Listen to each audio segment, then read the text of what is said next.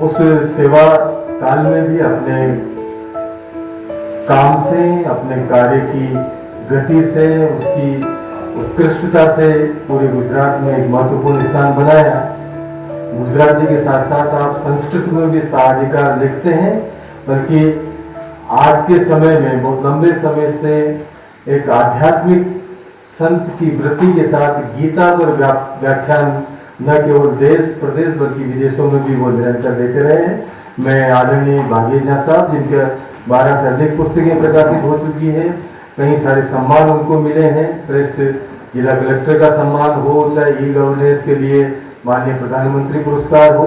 मैं ऐसे सृजक जो नियमित रूप से विभिन्न गुजराती पत्र पत्रिकाओं, समाचार पत्रों में स्तंभ लेखन उनका जारी रहता है और निरंतर साहित्य संस्कृति के क्षेत्र में बहुत सकारात्मकता के साथ आयोजन प्रयोजन की संकल्पनाएं साकार करते हैं। तो मैं पूरे आदर के साथ आदरणीय भागीर सर को अपने अध्यक्ष से वक्तव्य के साथ आमंत्रित करता हूं। वंदे पार्वती परमेश्वर। यथा हसित महाभागेन उक्तम अहम संस्कृते प्रारंभं करोमि, किन्तु संबोधनाय संस्कृतस्य उपयोगं न करोमि।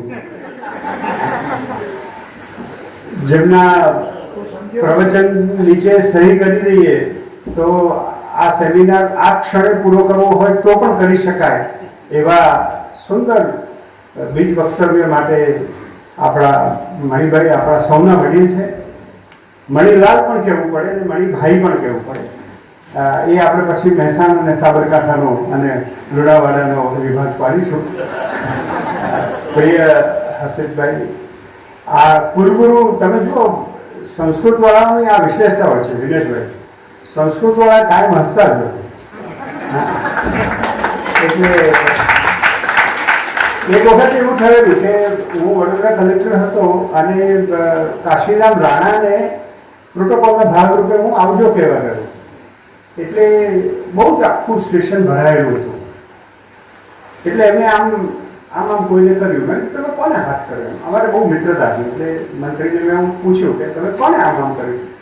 એટલે પેલા લોકો જે હસતા હતા ને એ સુરતવાળા હતા। તમને કઈ રીતે ખબર પડી સુરતવાળા? એટલે ના હસતા હોય સુરતવાળા જ હોય। એવી રીતે અમારા સંસ્કૃતવાળા બધા હસતા હોય। ભાઈ ओम नागर जी, मनोज जी, आपका भी स्वागत है। विनेश भाई बहुत मेहनत करी અને આ આખો સેમિનાર બહુ એકદમ ચીવટથી એમને કર્યો, એ માટે એમને પણ એડવાન્સમાં અભિનંદન આપી દઉં।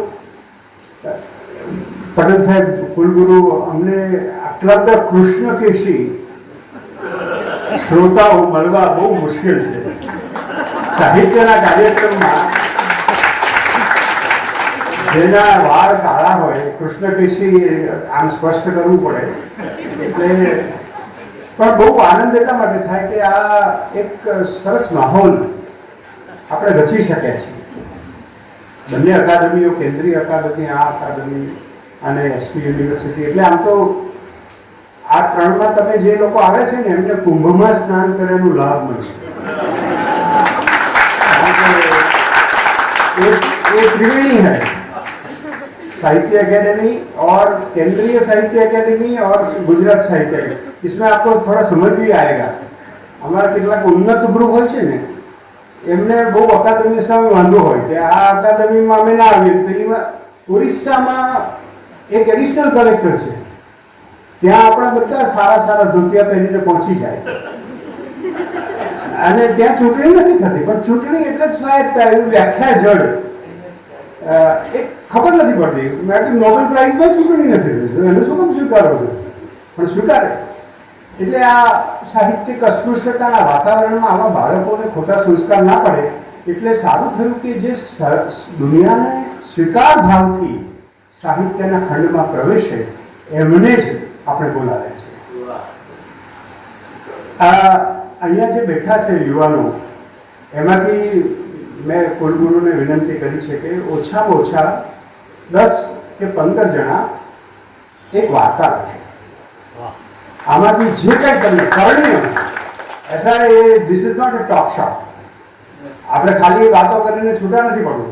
તમે 15 જણા વાર્તા લખો અને અહીંયાથી જે સાંભળવા મળ્યું એમાંથી કશુંક લઈને તો તમને મજા આવશે કે તમે, કારણ કે હું આમાં જોઈ રહ્યો છું, કોઈ વર્ષા અડાલજા, કોઈ હિમાંશી શેલત, કોઈને કોઈ આવશે. આપણને આમાંથી મળે એટલા માટે આ બધું કરીએ છીએ કે આપણને નવા સર્જકો મળે. અને આપણી ગુજરાતી ભાષા, આ માતૃભાષા દિવસ આવે છે ત્યારે આ અગત્યનું છે. અને એમાં બહુ યાદ રાખવાની જરૂર નથી.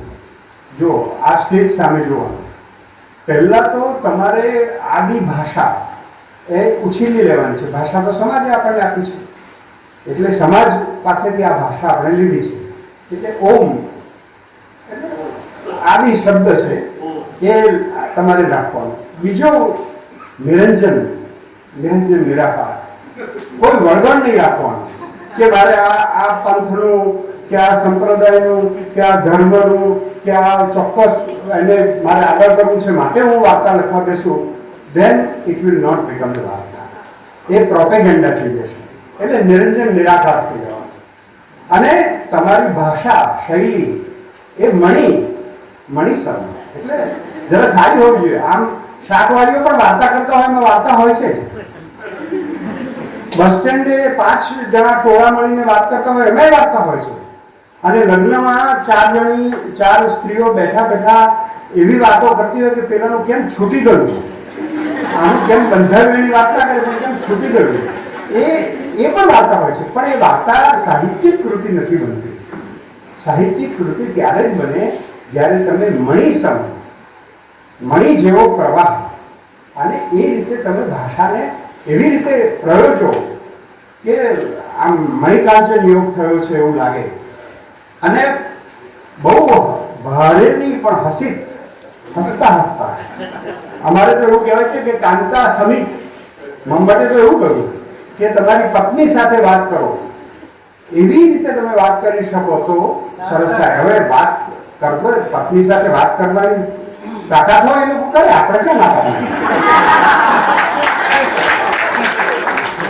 એટલે મને एकस्मिन् कार्यक्रमे मया संस्कृते प्रवचनं प्रदत्तं कार्यक्रमम् अनन्तरम् एक युवान મારી પાસે આવ્યો. મને કે સાહેબ તમે સંસ્કૃત આટલું જાણો છો તો મને એટલું કહો સાહેબ કે પત્નીને ગુસ્સે આપણે થયા હોય તો સંસ્કૃતમાં કેવી રીતે વઢાય. મેં તો સંસ્કૃતમાં નહીં, ગુજરાતીમાં નહીં, કોઈ દુનિયાની કોઈ ભાષામાં પત્નીને વઢાય જ નહીં, એટલે આપણને વાઢી નાખે. એટલે આ તમને રુચિ બનવી જોઈએ. સલમાન રશ્દીએ હમણાં મેની લેંગ્વેજીસ ઓફ ટ્રુથ એવું પુસ્તક હતું. એને કહ્યું કે this is the universe of stories. Yuval Noah Harari તમે આજે વાંચો તો એ પણ જ કહે છે કે સ્ટોરી આ 10 રૂપિયાની કે 500 રૂપિયાની નોટ છે એ સ્ટોરી છે, કાગળ જ છે, પણ એક સ્ટોરી ચલાવી રિઝર્વ બેન્કે કે તમે આને આપશો અને પછી બધાએ માની લીધું. તમે દુકાનમાં જાઓ અને એમ કહો કે આ કાગળ 500 ની નોટ છે, પેલો પણ માને. એક સ્ટોરી બરાબર ઘૂસી ગઈ મનમાં. ધર્મ સ્ટોરીઝ, બધી સ્ટોરીઝ છે. તમે જુઓ ચારે બાજુ એમાં જુદા પ્રકારના શ્રદ્ધારોપણો થયા છે. એટલે શ્રદ્ધા તમને પડી જાય તો બરાબર. તમને એવું થાય કે આ વાંચવું એટલે મને ખ્યાલ જ આવે કે આ સુરેશ જોશીની વાર્તા છે, મને ખ્યાલ આવે કે આ ગોવર્ધનરામ ત્રિપાઠીનું ગદ્ય છે. હું વાંચું એટલે ખબર પડે કે આ ગાંધીનું ગદ્ય છે. આ તાકાત તમારી શૈલીમાં આવે. અને એ શૈલી તમે કેવી રીતે ઉમેરો છો. સ્થાનિક પરિવેશ, મને ઘણી વખત એમ થાય કે આ સ્થાનિક શબ્દ શું કામ વાપરે, પરિવેશ ના વાપરીએ તો. પછી મને ખબર પડી કે સ્થાનિક વસ્તુ બહુ અગત્યની છે. એટલા માટે કે એક વાર્તા મેં લખી અંગ્રેજીમાં અને મારા એક મિત્ર છે અમેરિકામાં, એમને મોકલી. એમને કહ્યું આમાં બહુ સ્થાનિકતા છે, આ વાર્તા નહીં ચાલે. એટલે મેં મૂકી રાખી છે કારણ કે બહુ સ્થાનિક હતી એકદમ. એટલે આ સ્થાનિક પરિવેશ એ શબ્દ આપણે વાપરીએ એટલે ગ્લોબલિઝમ થી વિરુદ્ધ થવું છે. આજે સવારે જ હું એક ઇન્ટરવ્યુ વાંચતો હતો, ઇસ્તંબુલની એક લેખિકા છે, એના બધા અંગ્રેજીમાં ટ્રાન્સલેશન્સ થયા છે. અને એ એમ કહે છે કે ગ્લોબલાઇઝ ઓડિયન્સને કેવી રીતે કરવું, કારણ કે એટલા બધા તમે લોકલાઇઝ થઈ ગયા. તમે એટલું બધું લોકલ લખો કે તમને પાન ગુજરાત પણ ક્યારેક તકલીફ પડે. ઘણી વખતે આપણને એવું થાય કે આખા ગુજરાતને ના ગમે. આખા દાખલા કે ઝવેરચંદ મેઘાણીની સૌરાષ્ટ્રની રસધારમાં અમુક શબ્દો એવા આવે, આ રોંઢોને આ તો હમણાંથી મોરારી બાપુએ બહુ લોકપ્રિય કરી દીધો અને અમુક લોકો બોલાવવા માંડ્યા કે રોંઢા ઉપર આવો એમ. એટલે આપણને ખબર પડે કે હવે બપોરે નિરંજનભાઈ ચા પાવાના છે અને એની સાથે નાસ્તો પણ છે. એટલે આ એક આખી સ્થાનિક જે વાત છે એમને સરસ વાત કરી કે ભાષા, પ્રકૃતિનું વર્ણન અને ક્યારેક રિવાજો આ બધાને કેવી રીતે સાર્વત્રિક એનો સ્વીકાર થાય, એ કેવી રીતે બનાવી શકાય, એ તો કલા છે. હું ટૂંકી વાર્તા વિશે વધારે વાત કરવા નથી માંગતો કારણ કે એમને કરી દીધી. મારા પાસે બે જ નાની જ વ્યાખ્યાઓ છે કે it should be slice of life and piece of art.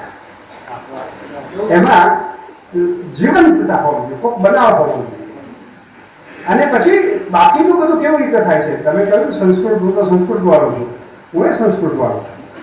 તો તમે જુઓ કે શાકુંતલમાં રાજા પ્રવેશે તો વિનિશ્ય વેશેન આશ્રમે પ્રવેશિત હવ્યમ. એટલે બધા ઓજારો અને હથિયારો અને બધા કુંડળ અને આભૂષણો મૂકી દે છે કારણ કે ત્યાં આશ્રમમાં, એટલે આશ્રમના પરિવેશમાં પ્રવેશવાનું છે. પણ જ્યારે કન્યા વિદાય થાય છે ત્યારે પ્રકૃતિ, એટલે જે ગેટેએ પણ કહ્યું અને બીજા અનેક લોકોએ કહ્યું કે શેક્સપિયર કે અંગ્રેજી લેખકો બધા જે પ્રકૃતિને લાવે છે ને એ પ્રકૃતિ બધાને મદદ કરે, વાતાવરણને બનાવે. જેમ જયેશભાઈએ સરસ કહ્યું કે આ પરિવેશ એટલે શું, એટલે વર્ણન અને વાતાવરણ. તમે વર્ણન એવું કરો કે વાતાવરણ મળે. પણ કન્યા વિદાય થાય છે ત્યારે જે શ્લોકો કાલિદાસે લખ્યા છે કે પાર્તુમ ન પ્રથમમ વ્યવસ્યતિ જલમ યુષ્માસ્વપી તેષુયા નાદત્તે પ્રિયમંડનાપી ભવતા સ્નેહેન યા પલ્લવમ અદ્દેવ કુસુમ પ્રસૂતિ સમયે યસ્યા ભવત્યુત્સવ શ્રેયમ યાતિ શકુંતલા પતિગૃહમ સર્વદ અનુજ્ઞાયતા. આમાં વૃક્ષોને કહે છે કે તમે મારી પુત્રીને વિદાય આપો, હું નહીં આપું, તમે આપો. કારણ કે એ બધા પાત્રો તરીકે હતા. હવે આપણને કોઈ વિદેશ વાળા આવીને એન્વાયરમેન્ટ વિશે કહે તો આપણે કહીએ કે તું આ વાંચ, તો તને ખબર પડે કે અમારે તો ઝાડ સાથે એવો સંબંધ છે. અમે સવારે ઉઠીને તુલસીને લીવો કરીએ, અમે પગ દઈએ તો અમે ક્ષમા માંગીએ. આ આપણી સંસ્કૃતિ છે. આ સંસ્કૃતિ ક્યાં ધબકે. તમારો પરિવેશ છે ને એ સંસ્કૃતિ અને માનવ મૂલ્યોને લઈને આવે. જેમ કે મહેસાણા અને મધ્ય ગુજરાત તમે કહ્યું એટલે મને જેમ લાલચ થઈ આવી. મહેસાણામાં શું છે કે બહુ મિત્રતા થાય ને એટલે જરા ત્રીજું હોય એટલે નાન્યતરમાં બોલે. મેં બે જગ્યાએ નોકરી કરી છે એટલે હું કહું છું. હું ડાયરેક્ટર ડીઆરડીમાં નરેશભાઈ હાજર થયો ને એટલે એક પોલિટિશિયન આવ્યા, એટલે બહુ લાંબી વાત છે પણ બહુ ટૂંકમાં કહું. એમને આવી અને એટલા બધા દાદાગીરી ટોપી કાઢી અને મારે ટેબલ પર. પછી મને કહે કે ચોથી આવ્યા ઘેરથી. એટલે આમાં પછી વાર્તા બહુ લાંબી ચાલી. પણ અડધો કલાક સુધી વાત કરી ત્યારે વચ્ચે વચ્ચે મારા પીએનો ફોન આવ્યો કે આ તો સાહેબ ગામનો ઉતાર છે, આને મને ક્યાં મળો. પણ મેં કીધું ભલે ને, હવે વાર્તામાં ટ્વિસ્ટ આવ્યો એટલે પણ વાંધો નહીં. મેં એને એમ જ બેટિંગ ચાલુ રાખી. પછી જ્યારે બહુ મને કે મૂળ ચાના, એટલે કીધું મેં કીધું મૂળ મહેમાના. આટલું બોલ્યો ને એટલે તરત જ એને એટલી ઇન્ટિમસી થઈ ગઈ. એટલે એને પરિવેશ આખો બદલીને સ્થાનિક ભાષામાં બોલવા માંડ્યો, વધારે સ્થાનિક ભાષામાં. કે બીજું કોઈ હોત ને તો સારું કે આટલું ઢીલું થઈ ગયું હતું. અહીંયા નાન્યતા બાબતે તમે જુઓ. અને અહીંયા ચરોતરમાં હું કલેક્ટર હતો નડિયાદમાં, એટલે મને ખબર છે કે બહુ જરા પટેલ મૂળમાં આવીએ ને તો નારી જાતિમાં બાબત કે હારી બહુ ચોકલી થતી હતી.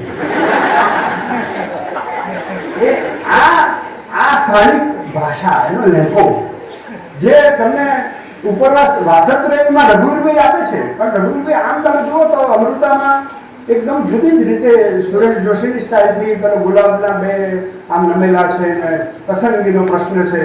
અને પછી પાછળ જાય છે ચરાડાના અને ચૌધરીઓના આખા સમાજને અને જાનપદી નવલકથાઓ ગીતો બધું લખાય છે. તો આ સ્થાનિક ભાષા, કહેવતો, તમે સરસ કહેવતોનું ઉદાહરણ આપ્યું એટલે હવે હું આગળ નથી કહેતો. પણ દાખલા કે હમણાં હું એક હાસ્ય લેખ લખું છું કે ભાઈ ગધેડાને તાવ આવે. હવે ગધેડાને તાવ આવે એ કોઈએ માપ્યું નથી, કોઈ પશુ ચિકિત્સક ત્યાં ગયો પણ નથી. બે સારા માણસો એટલે પગાર વધારે મળતો હોય અને ઓછું લખતા હોય એવા લોકો વાતો કરતા હોય અને એનાથી ગધેડાને તાવ આવે. એ એકચ્યુઅલી ગધેડાના શરીરના તાપમાનને બહાર બનતી આ તાવની ઘટના છે.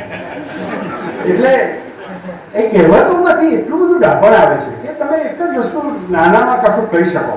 હું વધારે સમય નથી લેવા માંગતો, પણ દિનેશભાઈએ ગઈકાલે રસરંગમાં એક ઇસ્યુ ઊભો કર્યો છે કે ધ વેજીટેરિયન જે નવલકથાને નોબેલ પ્રાઇઝ મળી. હવે નોબેલ પ્રાઇઝ મળ્યું, તમે જુઓ એનો પ્લોટ જ નથી.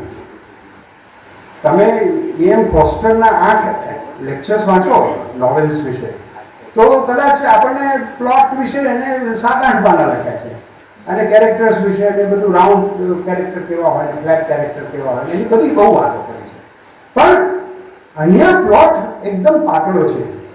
એક બાઈને રાત્રે સપનું આવે છે અને કાલથી હું વેજીટેરિયન થઈ જઈશ એમ જાહેર કરે છે. ઘટના આટલી જ છે, પછી બીજું બધું બને છે, નાનું નાનું બને છે, બહુ મોટું કંઈ છે નહીં. અને મર્ડર થઈ ગયા, આમ ને તેમ, એવું બધું નથી. પણ તેમ છતાં પણ આખી નવલકથા એટલા બધા અર્થઘટનો આવે છે. તમે મણિભાઈએ જે પ્રશ્ન પૂછ્યો ને પેલા ઓરત તો જુતી હોતી જાય, એ જે આખી સ્ત્રીનું એટલે વર્જિનિયા વુલ્ફનું રૂમ ઓફ વન્સ ઓન, ત્યાંથી જો આધુનિકતાવાદ શરૂ થયો હોય એવું સિદ્ધાંતિક કિમમાં સુમનભાઈએ વાત કરી અને આપણે બાકીના લોકોએ પણ ચર્ચા કરી. પણ વર્જિનિયા વુલ્ફ વાંચ્યા પછી મને એમ લાગ્યું કે આ વિમેન્સ લીગ હજી પણ કેટલી બધી ચાલી છે. અને દ્રૌપદીનો પ્રશ્ન ફરી એકવાર આ સાઉથ કોરિયન ઓથર પણ ઉઠાવે છે કે who owns the body of a woman. એટલે આ આખું એટલો બધો અસ્તિત્વનો સવાલ છે કે જેના ઉપર પદ્ધતિસર આપણે કોઈક દિવસે ધ વેજીટેરિયન વાંચેલા, જેમ આમ કહીએ ને કે અમે ચા પીને આવીએ, ઘણી વખત એમ પૂછે કે ભાઈ ચા પીશો કે ના, અમે પીધેલી હાલતમાં જ છીએ. એટલે એવા વાંચેલાઓને ભેગા કરી અને આપણે એની ચર્ચા કરીશું. કારણ કે આ એક અદભુત નવલકથા છે, મલ્ટી લેયર્સ છે જે તમે કહ્યું છે. એટલે હું ખાલી એનો પરિવેશ કેવી રીતે ઊભો કર્યો, એક પેરેગ્રાફ આખી નવલકથા કહેતો. તમે બાકીનું શરીર વાંચશો દિનેશભાઈનું તો ભલે બાકીના શરીરનો એની શીર્ષક વાર્તા એ છે, પણ મને મહાકાંતવાળી વાર્તા એકદમ ગમી ગઈ છે કે તમે એમાં અસ્તિત્વવાદના પ્રશ્નો. અહીંયા ધ નેરો રોડ સ્પ્લિટ્સ હિયર. હું વેજીટેરિયનમાંથી એક પેરેગ્રાફ વાંચું છું.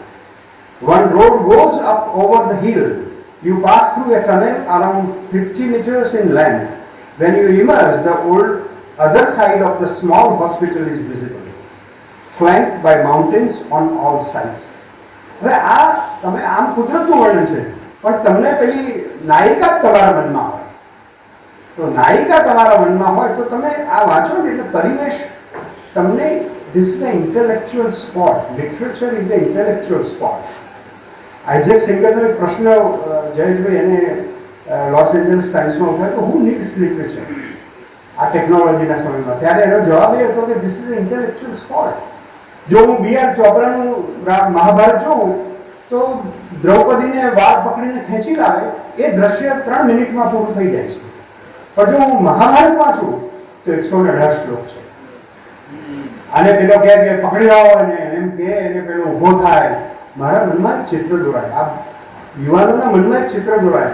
અને પછી પેલી સ્ત્રી જે રીતે આમ જુએ છે, શા રક્ત ચક્ષુષા ઉત્થિતા ક્રોધિતા, એમ દ્રૌપદીનું વર્ણન આવે છે. એટલે તમારા મનમાં એક પિક્ચર દોરાય તો તમારી કોગ્નિટિવ કેપેસિટી વધે. આ વાર્તા literature is required for your own development.